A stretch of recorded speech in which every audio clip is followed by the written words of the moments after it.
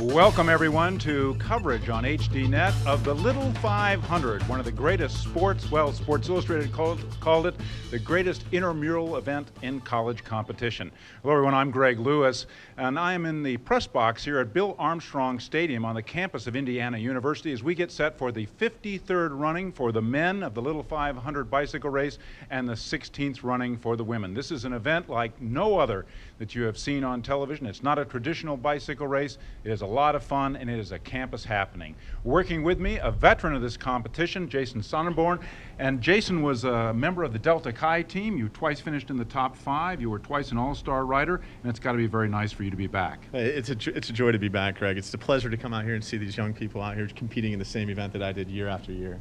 And we also have another member of our broadcast team who is well known to all cycling fans. He is a veteran of the U.S. Postal Service team and is the current reigning champion of time trial riding in the U.S., and that is Dylan Casey. This is the first time you've seen this event. Yeah, Greg, I can't believe how big this event is, and I'm just really excited for tomorrow's race.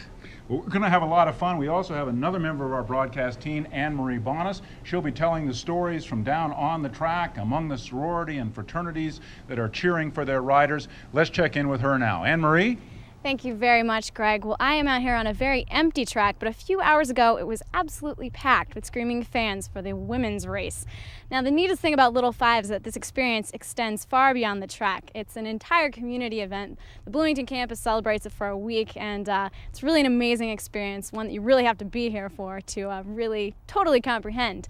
And the other neat thing about this experience is that it lasts an entire lifetime. I have with me today Larry Geese, who was a member of the 1966 Phi-Psi Little Five team. And Larry, can you tell me, why do people want this experience to not just last their 4 years of college, but they really want it to be a part of their entire life?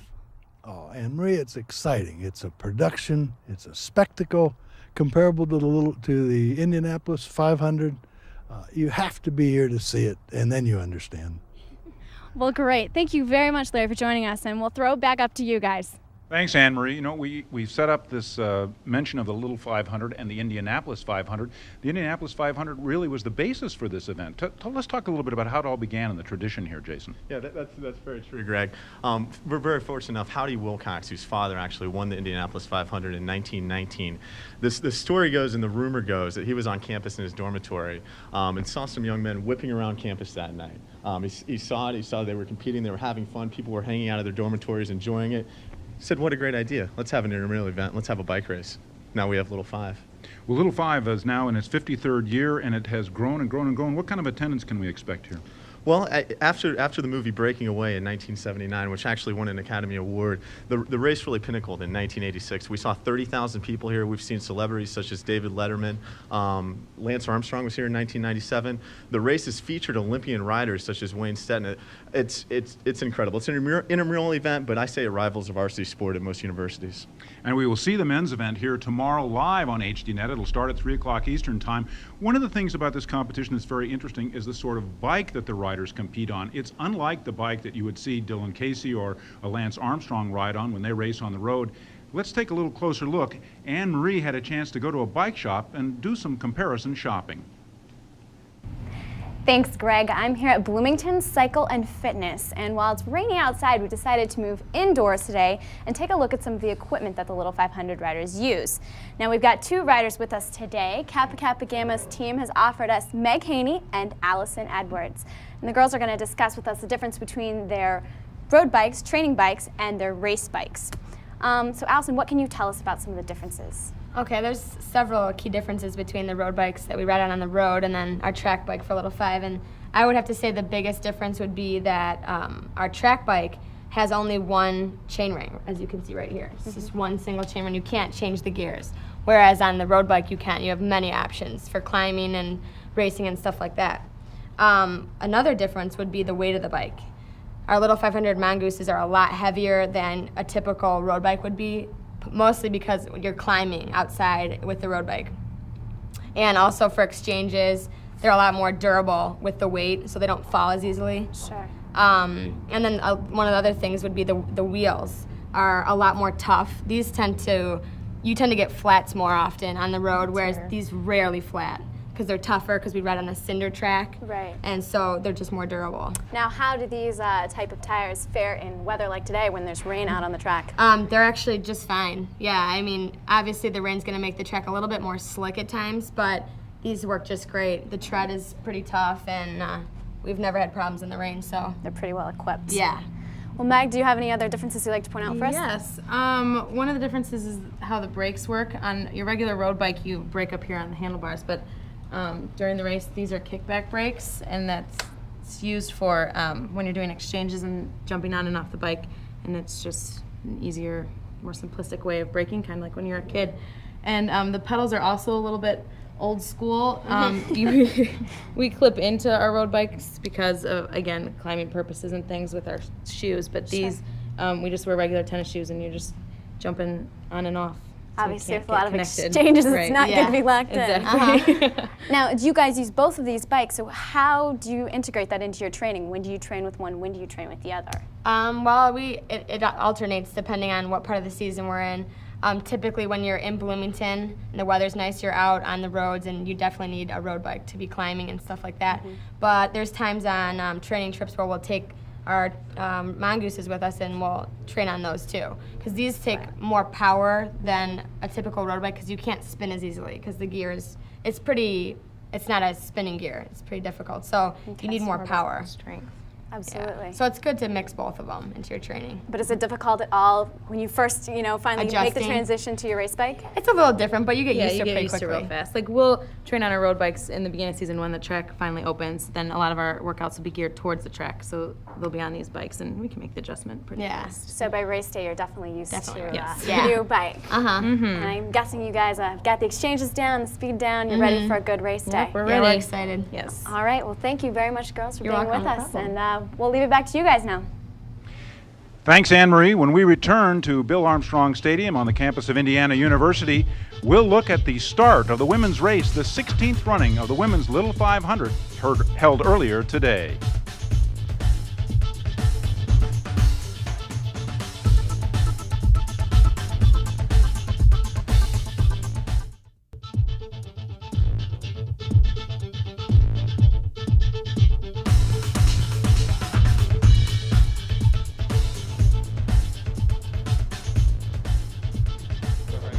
Welcome back to our continuing coverage of the Little 500. We're going to join the women's race held earlier today in just a couple of minutes. But first, let's take a look again at this bike with Dylan Casey. Now, you've ridden on a lot of bikes and very high-end bikes. It's been a long time since you've ridden on a bike like this. Yeah, that's for sure. Probably maybe when I was about 10 years old. But the big difference between this bike and the bikes that we use at U.S. Pulse Service are the fact that it doesn't have any handbrakes.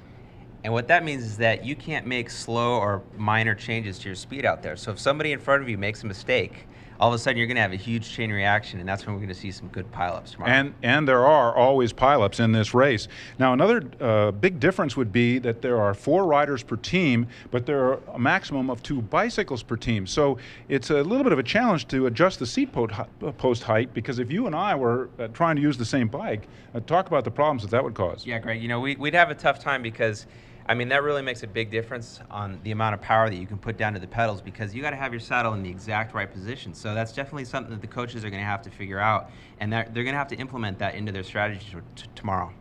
Well, now let's take a look at the start of the women's race, the 16th running of the women's Little 500 held earlier today here at Bill Armstrong Stadium on the campus of Indiana University. At Bill Armstrong Stadium in Bloomington, Indiana, on the campus of Indiana University, a tradition continues. It's the 16th running of the women's Little 500. Greg Lewis, along with Jason Sonneborn, a veteran of 4 competitions in the men's event, and the men's competition, of course, coming up later tomorrow. But now the women are on their pace lap. There are 11 rows, just as there are at the Indianapolis 500. 3 teams per row, and it's time to set the field, Jason. Row number 1, and these are all favorites. Phi Mu Alpha Chi, and Kappa Kappa Gamma. Yes, Greg. You have to like every one of these teams' chances coming from the first row. One of our favorites today, Kappa Kappa Gamma, certainly a strong team, storied tradition. They actually placed five young women in the top 15 in individual time trials. So look for a great performance out of the team in white today, Kappa Kappa Gamma. In the second row, Delta Zeta, Athena, and Kappa Alpha Theta. Kappa Alpha Theta, and you can't count them out as well. They won the race a couple years back in the year 2000. Their perspective on the race, they're the women's team actually responsible for a women's race today in the 16th running. They attempted to qualify for the men's race in the late 80s, weren't successful. However, the Student Foundation thought it was a great enough idea. Go ahead the next year and form a women's race. In row 3, Speed, Kappa Delta, and Alpha Gamma Delta. Now, Speed, is that just an optimistic name, or are they really a solid team? I think they actually have a chance today. They're a contender as well. They have 2 veteran riders. Look for a strong showing out of them. Alpha Gamma Delta features Corey Bitzer, who won the individual time trials for the women. She might be one of the fastest women on the track. Row 4, Teeter, Roadrunners, the defending champions, and Delta, Delta, Delta, Tri-Delta. I think this is also going to be a strong row. Don't count the Roadrunners out. They don't have quite the strength that they have last year. They're in yellow. Never count last year's champion out. Row 5, Alpha Phi, Alpha Chi Delta. That's Alpha AZD, Alpha Z Delta. Alpha Z Delta. They actually did. And Alpha Delta Pi. Greg, they did really well in team pursuit. AZD did.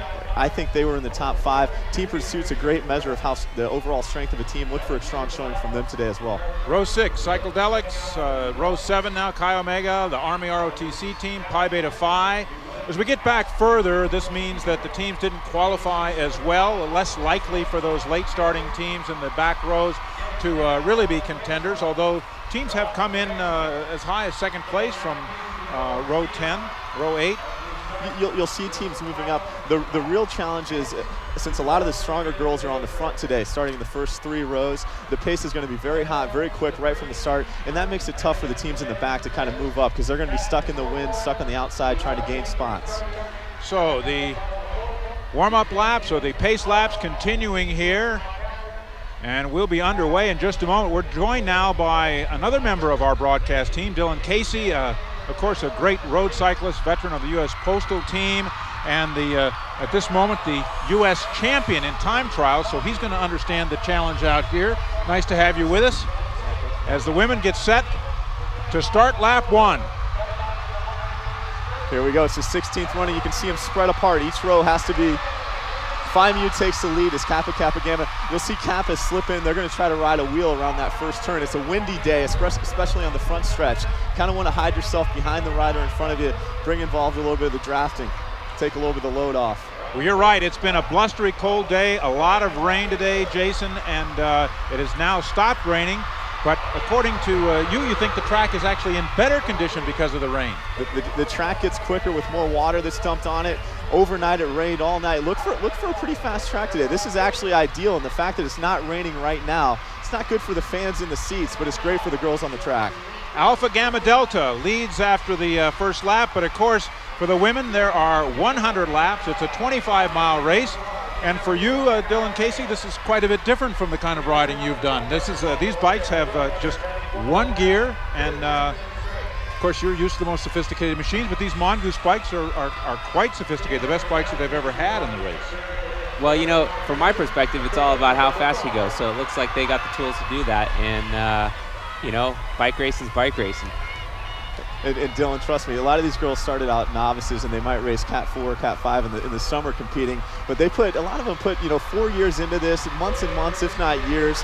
They're out there, they're great athletes in their own right, and they're ready to go. So Kappa Alpha Theta making a move as a rider goes off the front. And of course, really no one breaks away per se, Jason, for very long if they do it all. Well, that's where strategy comes into play. The teams with more overall depth, they'll want to string it out and make it more of a time trial. If you're a team in the race with a sprinter, somebody that you want to come around at the end, you'll try to keep it together. But look for teams like Kappa Kappa Gamma. As you see them going into turn 3, they're going to try to string it out all day, push the pace. So the teams that don't have quite the depth, will be hurting in the back of the pack. Well, it is Kappa Kappa Gamma now pushing the pace, and they are off the front. Phi Mu is right behind. And at this point, let's check in with the 4th member of our broadcast team, Anne-Marie Bonas. Anne-Marie? Hi, guys, I'm out here in the middle of a very rambunctious Kappa Kappa Gamma cheering section, and I'm joined by a roommate of one of the Kappa Kappa Gamma riders, Meg Haney's roommate, Lissa Vandermeer. Lissa, how's it going? It's great. We're so excited for today, and we're so happy to be here supporting our team. Now, obviously, Meg has lived a very interesting, intense life this semester especially. What's it been like for her? It's been so much fun living with her and seeing how much dedication and determination they put in to the 500, and we are so excited to be here supporting her today. And this is her third year riding, and not pulled off the #1 spot yet. How bad does she want this? Oh, she is so excited, and she is so confident that they are going to do their best today, and we are here to support them 100%. Absolutely. Well, we will throw it back up to you guys, and we'll wish Kappa Kappa Gamma the best of luck. Thank you, Anne-Marie. As we get back to racing action, they're on lap number 4, and we've already had a couple of exchanges and are liable to see some more, which is also a very significant part of this race. There are 4 riders on each team, and they will exchange several times during the course of the race. So when we see our next exchange, we'll talk a little bit more about that. And at this point, Jason, everybody's sort of settling into the pace, and the lead has shifted several times. Everyone's sort of settling in. Kappa Kappa Gamma's looked really strong on the front. Right now you see Alpha Phi pulling them along the backstretch. That's Meg Haney on the bike for Kappa Kappa Gamma. You just kind of see a rider pull to the right as Meg pulls through, and right on her wheel, that's Phi Mu, Annalisa Dejinko. Tough name to pronounce, but very strong rider. Look for them to kind of be duking it out all day.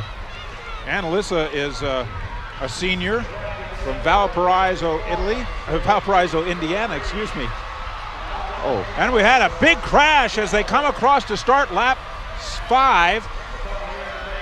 We're going to see a yellow on that. That was Speed, Team Speed, who qualified in one of the first 9 rows. That's Speed right there. Unfortunate for them, as they have some veteran riders and could have been a contender. So the yellow flag comes out. Everybody must hold position. And we look back again at this first crash. You really can't tell what happened. It could have been maybe a rub of a wheel. Sometimes the track's a little rough in those corners, and what happens is we used to call it the yo-yo effect. It's strung out on the straightaway, but you get to the corner and they bunch up, and you might rub a wheel. And here coming in for an exchange, and looks like the riders bumped, and that's why a couple went down. As Dylan knows, it's not the rider in front that goes down. It's always the rider in the back, and I think that's what happened. I'll tell you, I found myself on the ground more times than I could count from situations like that, so I know what it's like.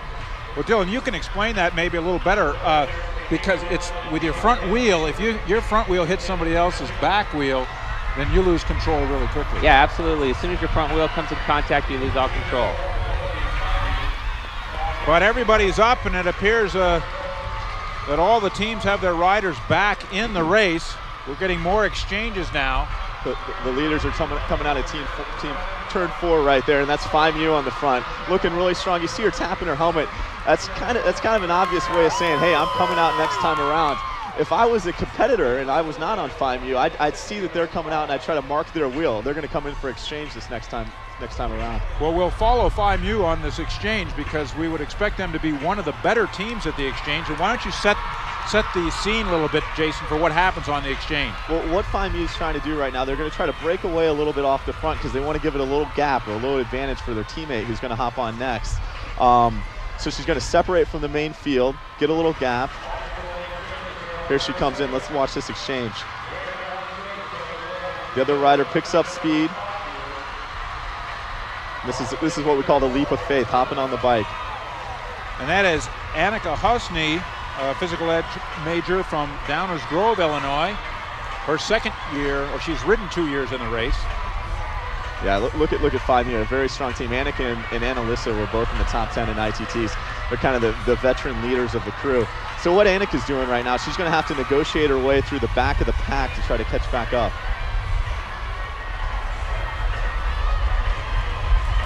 And the field of racers has spread themselves all the way around the track. There's an Athena exchange. That was a little bit different. They have two riders with maybe different heights, different seat post heights. So what happens is the rider's going to coast in and then touch. It's called a tap, and then that triggers the next rider to hop on it to go ahead and take the bike and go with it. Well, that's another interesting aspect of this race you bring up, is that the seat post height is fixed. And of course, Dylan, most riders have their seat post height adjusted down to millimeters, so it's exactly the way they want it. And to get on a bike that somebody else has ridden that might have been 2 or 3 inches taller or 2 or 3 inches shorter. Yeah, that's definitely quite a challenge. Because we spend almost 2-3 weeks at the beginning of the season getting our bikes fine-tuned. So, when you jump on a bike that isn't perfect, it definitely throws you a little bit. You can see Roadrunners. That's our two-time defending champion off the front there a little bit. Cycling in the summer and competitive road racing transfers right over to the Little Five. As the last 2 years, Roadrunners were led by Jen Wengaren, who's currently out at the Olympic Training Complex in Colorado Springs. She transferred her Little Five experience over very nicely, and I think she's gonna do some great things. So it's a pleasure to see. It's good to see Roadrunners still being a competitive team. They're off the front right now. Roadrunners has won this 3 times, 97, 01, and 02, so they're actually going for a three-peat. That's the big story here. Can Roadrunner do it for a 3rd time? And Roadrunner in the yellow and off the front. Well, Roadrunners had to serve a penalty, which you're not seeing on the screen right now. They're forced to chase. They're about a quarter lap down, and that is our defending champion in yellow. Okay. As the pack's kind of strung out right now by FIMU, I think that's Annika. Look, she's even gapped the rider behind it. Kappa in white, also a strong team, trying to close that little gap. Theta tucked closely on her wheel. That's right where you want to be. You're seeing a wicked headwind down the front stretch, so it might be ideal to maybe get a little bit of drafting down the front stretch. Theta takes the pole. They're going to have to trade poles right now because they see Roadrunners off the back. What's going on? These two teams probably are aware that Roadrunners, our team in yellow, is off the back. So the two leaders, Theta and Kappa, are both up front. They're going to push the pace. This looks like a move, to be honest with you, as there's a lot of separation now between our two leaders and the rest of the pack. So on lap 13, with Kappa Alpha Theta out in front, Kappa Kappa Gamma right behind, and Roadrunner trying to catch up. The situation unfolding here is one of great excitement at the 16th running of the women's Little 500. And that was the start of the women's race held earlier today. This is what Bill Armstrong Stadium looks like now, but tomorrow, well, you can expect some 20,000 fans to come in here and pack the place for the men's 53rd running of the Little 500. We'll take a look at the men's race when we return, and we'll also have more women's competition.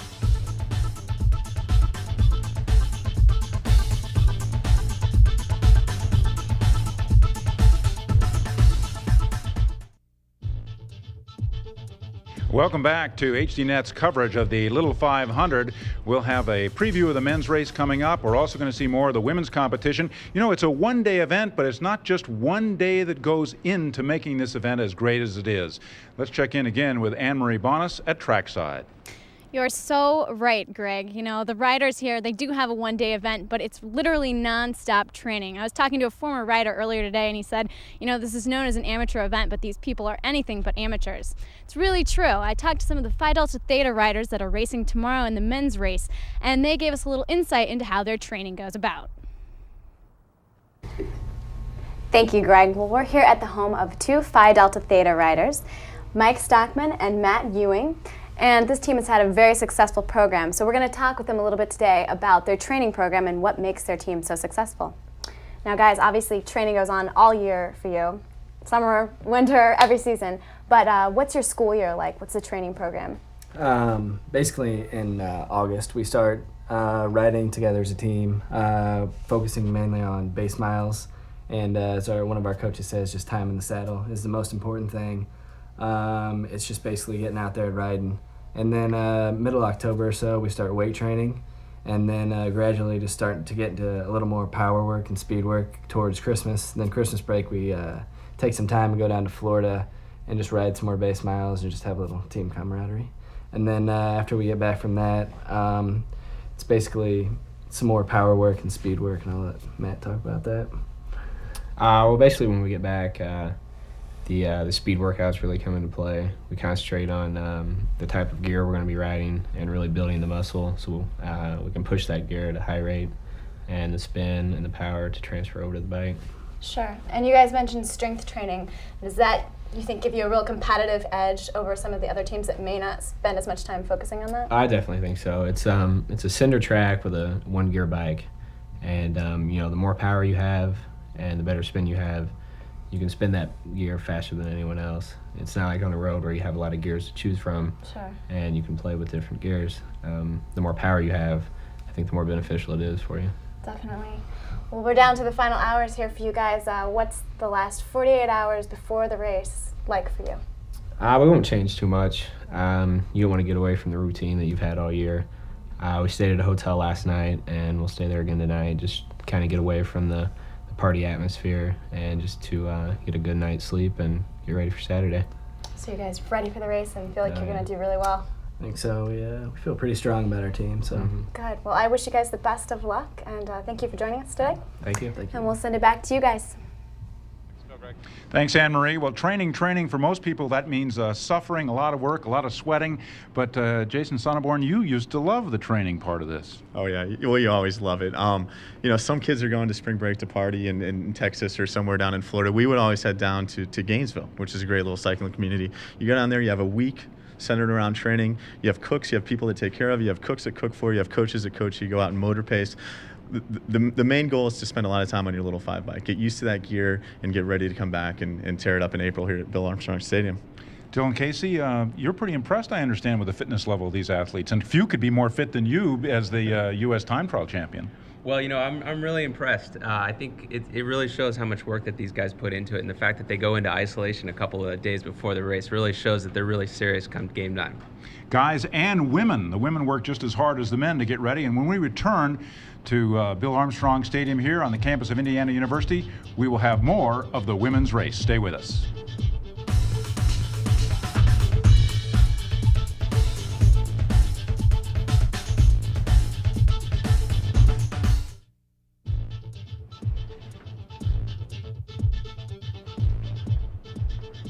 Two events this weekend in the Little 500. The men's race tomorrow. We'll have it live starting at 3 p.m. Eastern time.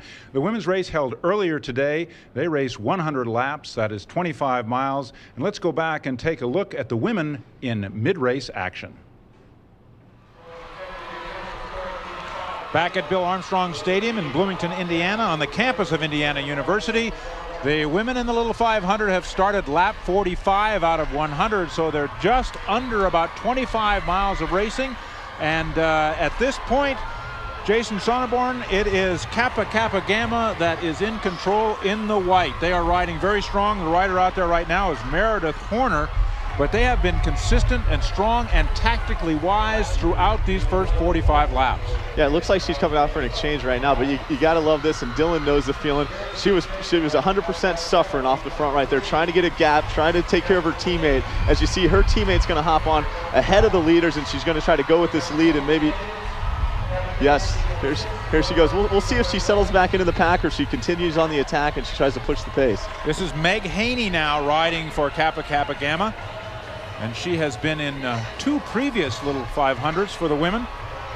This team has won 3 times, 95, 98, and 99. And I have to say that they were staying at the same hotel that I was at last night. They came in, they had their own pillows. They were all set for a perfect evening of rest. They were going out for dinner. They wouldn't tell anybody where they were going or what they were having. And they were in great spirits and very, very confident that they were going to win this race today. That's what I like to hear. These girls are serious. So it is 100 miles, 100 laps, 25 miles.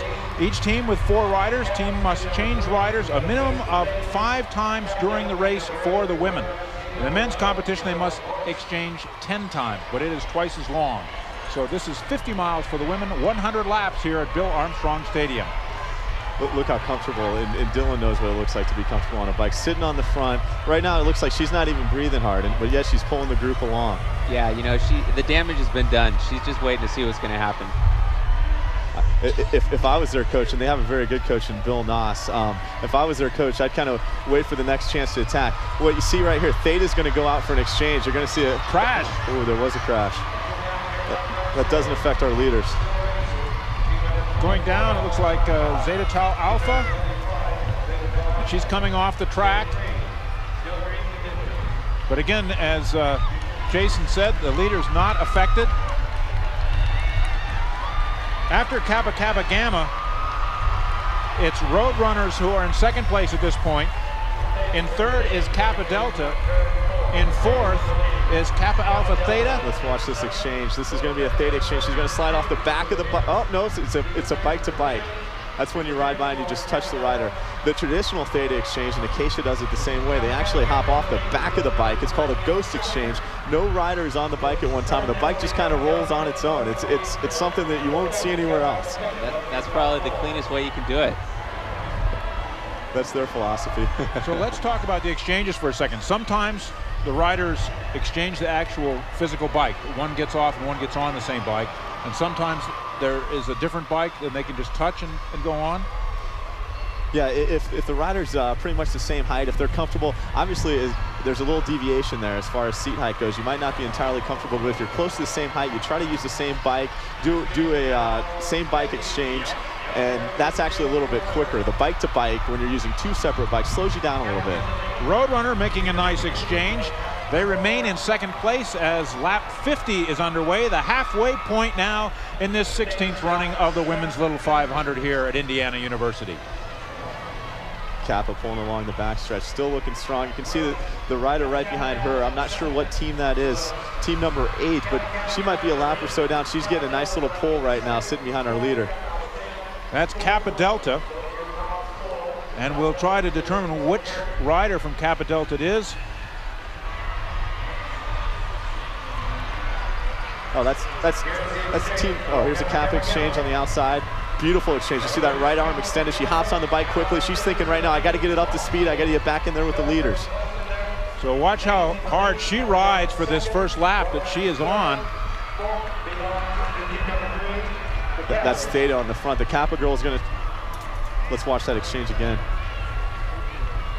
She's going to start to run. This is when you're coasting. Rider on the back is going to slide off the back. Beautiful exchange, beautiful exchange.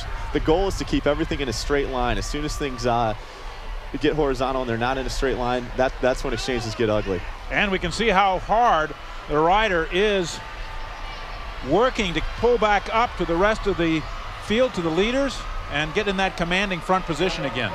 Yeah, Kappa right back to the front.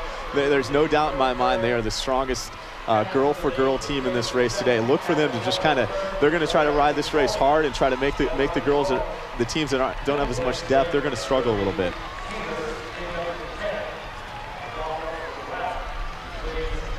And how much drafting can you really do in this, Jason? Is the drafting pretty important strategy here?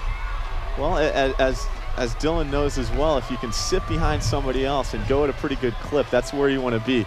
And I think the Kappa rider has a great strategy right now. They're going into a headwind. She's sitting second. She looks pretty well recovered. And if I'm Bill Noss in the pit for Kappa Kappa Gamma, I'm going to say sit in and then maybe attack them the first chance you get. Absolutely. You want to sit in on the headwind, and as soon as you come around the corner, you get a clear shot down the backstretch. I'd light it up. And that's exactly what Allison Edwards is doing for Kappa Kappa Gamma. That's Kappa Delta tucked right in behind them. They're on the lead lap as well. We got our 4 leaders all together. We have Roadrunners, Kappa Delta, Kappa Kappa Gamma, and Kappa Alpha Theta. So again, it's the white that is Kappa Kappa Gamma. The yellow with the 11 on the outside here is Roadrunner. In the third position, team number 8. That's Kappa Delta in purple. And in fourth, team 6, Kappa Alpha Theta in orange. Yeah, the prestigious color, what you want to be wearing today is yellow, and that's Roadrunners. The exchange that was just done there wasn't quite as good, didn't get a good gap, and you see our Roadrunner rider, she's going to have to chase a little bit as she comes around turn 2 to try to catch back up with those leaders. So as we come into lap 55, it is Kappa Kappa Gamma that has been the dominant team and looks like it's set up to reclaim the title that they have won before. Roadrunner, the defending champion, right with them though. Another 25 miles to go in the 16th running of the Women's Little 500. Well, that's the middle part of the race. When we return, we'll find out who won. We'll see the final laps, and we'll talk to the woman who led her team across the finish line first. The finals of the Women's Little 500 when we return to Indiana University and Bill Armstrong Stadium. Stay with us.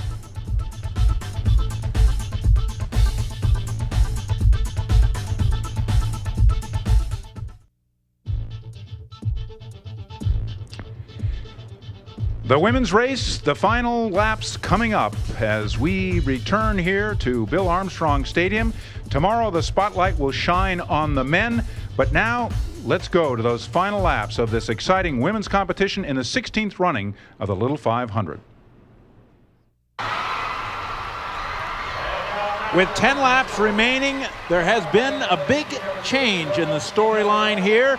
It is Kappa Alpha Theta in the orange and in the yellow, Roadrunner, and they have been exchanging the lead for the last several laps. What happened to Kappa Kappa Gamma that seemed to have this race under control until, well, lap 62? And tell us what happened, Jason Sonneborn. Well, this is the bite of luck with Little 5. A rider that might be a lap or two down, rubbed wheels with the girl in front of her in yellow. When you're on the back and you rub your front wheel and you hit somebody in the front and you touch their back wheel, you're going to go down. And that was Pi Beta Phi that went down, and unfortunately they fell into Kappa Kappa Gamma. You scramble for a bike, you try to get going as quickly as you can, and it turns into a pursuit real quick. Jill Klein was the rider that interfered with Kappa Kappa Gamma's Meredith Horner. What's happening down there now at the Kappa Kappa Gamma area? Let's check in with Anne-Marie Bonas. Well, Greg, I am here in the Kappa Kappa Gamma pits, and I just talked to a couple people and got a little bit more information on the wreck that did occur. It was Meredith Horner, sophomore rider for Kappa Kappa Gamma, that fell down. She got no injuries at all during that fall. She's back up. Got back up right away, in fact, needed no help at all and no medical attention. And I've just been told that the team is really buckling down, and they've not given up yet, and they've just strengthened their resolve to figure out how they can get that half of a lap back. So that's about all there is from here. Thank you, Anne-Marie. They're about 18 seconds behind Kappa Kappa Gamma. The lead now has shifted over to Roadrunner. And Dylan Casey, how will this race unfold now with just 8 laps to go? Well, you know, I think the race is over. We're down. This is a 2-person race right now, and you can see them. The girls are working together, and there's a few laps left. They're really thinking about, okay, how are we going to win this race? And if you were a coach, what would you be saying, Jason? I think what we're going to see here pretty soon, we got Bill Noss, well, I'm sorry, not Bill Noss, but Tom Schwegler's the coach at Kappa Alpha Theta, Chris Sagoon for Roadrunners. They're thinking we got to get our sprinter on here soon. The real question in everyone's minds, who's going to come on for the sprint? On the bike right now is Elizabeth Milne for Kappa Alpha Theta, and that's Katie Zeller for Roadrunners. So they're cruising along, and they're trying to set up the sprinter. Or you could see one of them sneak and just stay out there and win the race right from the position they're in right now. Yeah, you know, you got to really look at who your riders are, because we have a headwind tailwind situation here, and you have 2 riders, so it really matters how you set it up, because if you have the other person leading you out coming into the finish into a headwind, you're really going to be at a huge advantage. So the coach really has a huge role here. And the moral of the story in Little 5's always been you want to win it on the backstretch. You want to win it going into turn 3. With this headwind, what you're going to see, you might see the girl draft coming all the way out of turn 4 and then take her on this front straightaway right at the start-finish line. Yeah, but look, Roadrunner's really turning the screws right now. That's Theta. That's Theta. Oh, off that's the Theta. front. You're right. Kappa Alpha Theta, and we've got about a 30-yard gap here now. Oh, this is a move. Yeah. This is a move that might stick. And look at the girl, the Roadrunner. She's pedaling squares right now. You're going to see an exchange. It looks like the Theta sprinter's coming on. Let's watch this exchange. It's crucial. Like that, she's got some traffic. Coming on for Theta is Nicole Vincent. So Theta probably has their last rider up as we commence lap 95, just 5 to go in this 100-lap, 25-mile race, the 16th running here of the women's Little 500. And the storyline will unfold in these remaining laps, and it's just 2 teams in the running, Roadrunner in the yellow and Kappa Alpha Theta in the orange. So check out the Theta rider. She's just kind of tucked in there behind the Roadrunner. She's kind of hiding out. Yeah, Nicole Vincent, she's a strong rider. Theta's got a lot of tradition. They've had Ann Holterhoff helping out with them for years, who's a great racer. I'd say Nicole's probably got a strategy. It's going to be sit in a little while and then either make their move or take it on the last lap. But right now she's just kind of sitting in and recovering. Riders doing a lot of work right now. Yeah. We're a quarter of the way through lap 96. Do they have to be careful about the other traffic here? They've got to think about that as they're setting up for this last lap, don't they? Absolutely, absolutely. Traffic, especially in this situation, could have a huge outcome on the finish. They're going to have to really be careful. In the yellow, Roadrunner. Roadrunner has won this race 3 times, 97 and the last 2 years. They're looking for the three-peat. If you're the Roadrunner team, you got to be ecstatic. They've defended the yellow jersey with a lot of class today. They lost their best rider. They traded coaches this year, but they're showing up at the track, and the tradition carries on. You got to be ecstatic if you're in the Roadrunner pit. And then Kappa Alpha Theta in the orange. They have also won 3 times, 94, 95, and 2000. So these have been the 2 teams that have been dominant over the last 6 years or so. As I mentioned, Kappa Alpha Theta's got a great program. They're coached by Tom Schwegler, who's been around as long as I can remember, and I think he's been around since the inception of the women's race. Always coached Theta. Look for coaching to come into play a lot here in the last couple laps, and how knowledgeable these women are about how to finish off a race. They're on lap 98 now. That's Katie Zeller on the bike for Roadrunners. I think she's doing a lot. She's doing a lot of work. If I'm Theta, I'm feeling pretty good about sitting behind Roadrunners right now and wait until the last couple laps to take the lead. Yeah, Jason, why isn't the Roadrunner coach jumping up and down now, telling her to get off the front? That's a great question. Because she's obviously, if you look at her face, you can kind of see her. She's working. She's working hard. I don't know if she realizes the Theta girl's right on her tail and drafting and doing 40% less work, but she is. Yeah, absolutely. She's just tucked in there. She's waiting. She's licking her chops. And Dylan, you know how it is to be a sprinter. This is what you want. We see the white flag come out. Let's see when the Theta rider makes her move. Well, the final lap is underway. Can you win it from the front? That's a question that always looms around. No, here's the move. Here's the move. It's over. Kappa Alpha Theta. Nicole Vincent. She can start waving to the crowd now. It's time to zip up that jersey. That's right. She's won the 16th running of the women's Little 500. Yeah, there we go. Great move. Great move. Tactically beautiful race. You gotta. Oh, this is beautiful. There it is. And there's the checkered flag for Nicole Vincent, a biochemistry major. And she has taken it for her team, Kappa Alpha Theta, and they have stopped Roadrunner from winning 3 in a row. Roadrunner will finish in 2nd place. Congratulations to the Theta girls. This is their 4th win. Tom Schwegler, he deserves it. He works hard enough. Picked up another win. That's a great effort. And that, if you think about it, Dylan, that was tactically so sound what they did the last 5 laps. Look at this. Look at this satisfied expression. She rode a brilliant race. Kappa Alpha Theta. That's Tom right there, the longtime coach. He hasn't settled down yet. If you know him, you know he's always on edge, and he's still thinking about the details. So a great day here of racing despite the inclement weather, the headwinds. A good crowd, a big crowd turns out for the 16th running of the women's Little 500, and it's Kappa Alpha Theta taking the checkered flag. Roadrunner had looked for that three-peat, didn't get it, finished 2nd, and in 3rd, well, it looks like it is team number 8, Kappa Delta. Kappa Kappa Gamma had that bad break, an unfortunate crash on lap 62. And that's the way the story has turned out here in this 16th running. Congratulations to Kappa Alpha Theta, victory number 4. And Kappa Alpha Theta joins us now. Congratulations, ladies. Huh? Oh, you've done all your cheering in, Coach. Let me have you introduce yourselves. I'm Liz. Give me your whole name. Oh, Liz Milne. Nicole Vincent. The lady who rode that final lap so well. I'm Katie Beyer. Lucretia Fernandez. I'm Lee Frame. Congratulations to all of you on a brilliant day of riding. Jason, I know you have a couple of questions you'd like to ask. Well, tactically, Nicole, that was a beautiful finish to the race. You sat in, you were doing less work, and then you approached the line with 1 lap to go. What were you thinking as you crossed the line with 1 lap to go?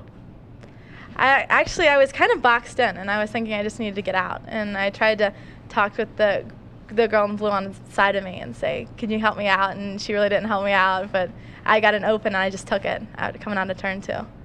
Well, it was really impressive because when you won on the backstretch, you really went. And there was a gap that opened up immediately, and that was an impressive acceleration. That's how you win. Yeah, it was. Well, we had practiced that a lot.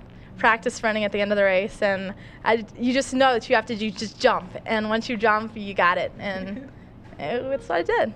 Well done. Tom, you picked up, this is the 20th anniversary of your first win. You've picked up wins as both a men's coach and a women's coach.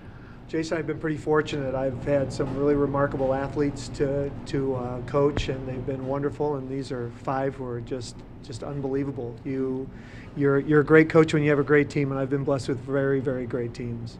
Well, I think it's reciprocal. I think you give some, you take some. You've done something for it as well. Well, it's, the thing is, for these girls, it's more than doing 100 laps on a bike track. It's about finding out what they're about and what their goals can be and how they reach those goals and expand their horizons. Well, they expanded everybody's horizons today with your brilliant ride. Congratulations again to Kappa Alpha Theta and you fine riders. I'm sure that we'll see some of you back on the track again next year. When we return, we will have a preview of the men's race. Again, the men's race live tomorrow, 3 p.m. Eastern Time on HDNet. Stay with us.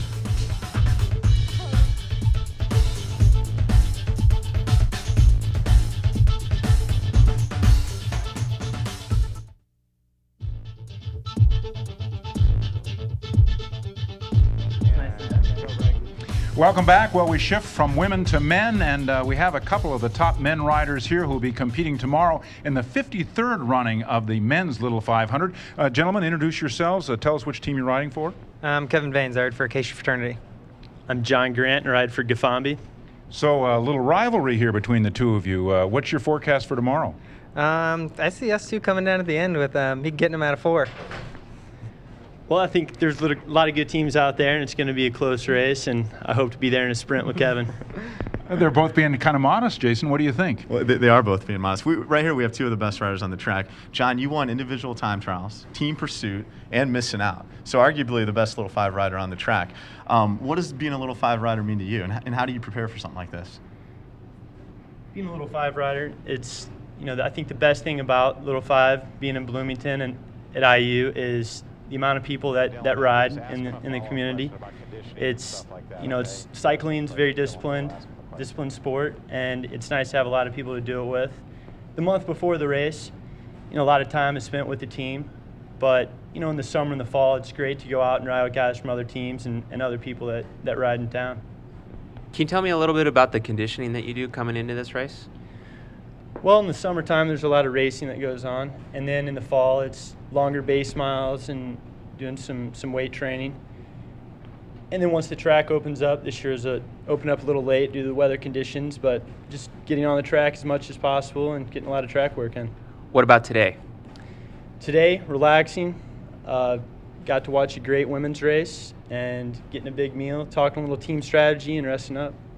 The women, of course, race 100 laps. The men race 200 laps. So it's going to take a little bit more of the strong head as well, not just a strong physical body. Yeah, it's a very, very long day out there, and more than anything, it's mentally taxing.